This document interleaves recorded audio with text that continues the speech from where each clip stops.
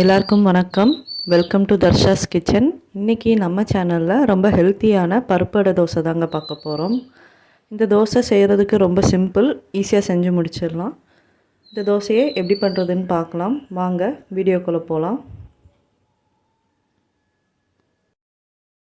ஒரு மிக்சிங் பவுலில் 1 கிளாஸ் அளவு பச்சரிசியை சேர்த்திக்கலாம். நம்ம எந்த கிளாஸில் பச்சரிசி எடுக்கிறோமோ அதே கிளாஸில் மற்ற எல்லா பொருளும் எடுத்துக்கலாம். 1/2 கிளாஸ் அளவு துவரம்பருப்பு, அப்புறம் 1/2 கிளாஸ் அளவு கடலைப்பருப்பு, அப்புறமா 1/4 கிளாஸ் அளவு உளுத்தம்பருப்பு. இப்போ இதை எல்லாத்தையும் சேர்த்து 2 தண்ணி ஊற்றி நல்லா அலசி எடுத்துக்கலாம். இப்போ இதில் தண்ணி ஊற்றி 1 மணி நேரம் ஊற வச்சாலே போதும், நம்மளுக்கு நல்லா பருப்பெல்லாம் ஊறிடும். இப்போ இது இருக்கட்டும். இப்போ 1 மணி நேரம் ஆயிடுச்சு. தண்ணியை வடிச்சிட்டு இதை நம்ம ஒரு மிக்ஸி ஜாரில் சேர்த்திக்கலாம்.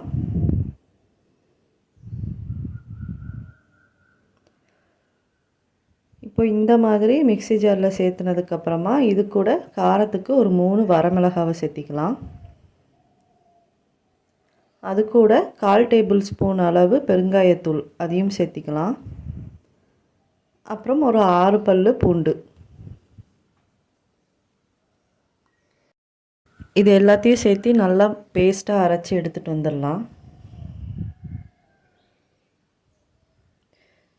இங்கே பாருங்கள், நல்லா ஸ்மூத் பேஸ்ட் ஆகிடுச்சு.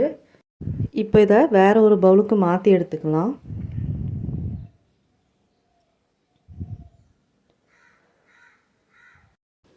இப்போது இதில் ஒரு மீடியம் சைஸ் பெரிய வெங்காயத்தை நல்லா பொடிசாக நறுக்கி சேர்த்திக்கலாம்.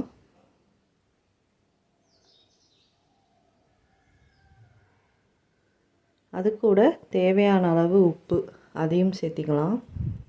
அப்புறம் 1 டேபிள் ஸ்பூன் அளவு மஞ்சத்தூள் அதையும் சேர்த்திக்கலாம். மஞ்சத்தூள் நல்லா கலர் கொடுக்கும், அதுக்காக சேர்த்திக்கிறோம்.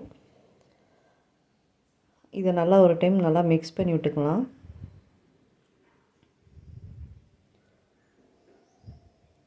இப்போது இதில் வாசனைக்காக கொஞ்சம் சீரகமும் கொஞ்சம் கருவேப்பிலையும் நல்லா பொடிசாக கட் பண்ணி சேர்த்திக்கலாம். இப்போ இதையும் நல்லா கலந்து விட்டுக்கலாம்.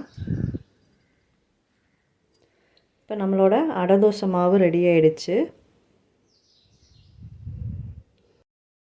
இப்போ நம்ம இதை தோசை சுட்டு எடுத்துடலாம்.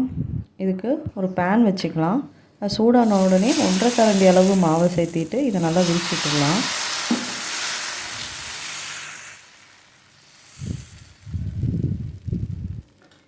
இதில் சுற்றியும் 2 டேபிள் ஸ்பூன் அளவு எண்ணெயும் சேர்த்திக்கலாம்.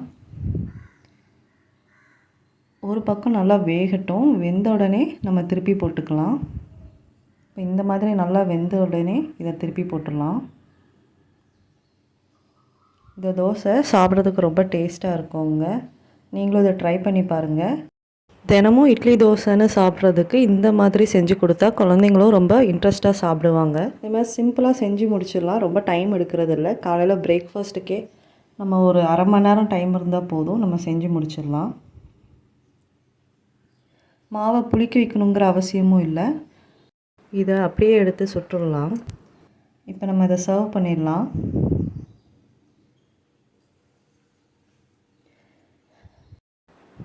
அவ்வளோதாங்க, நம்மளோட பருப்பு தோசை ரெடி ஆகிடுச்சு.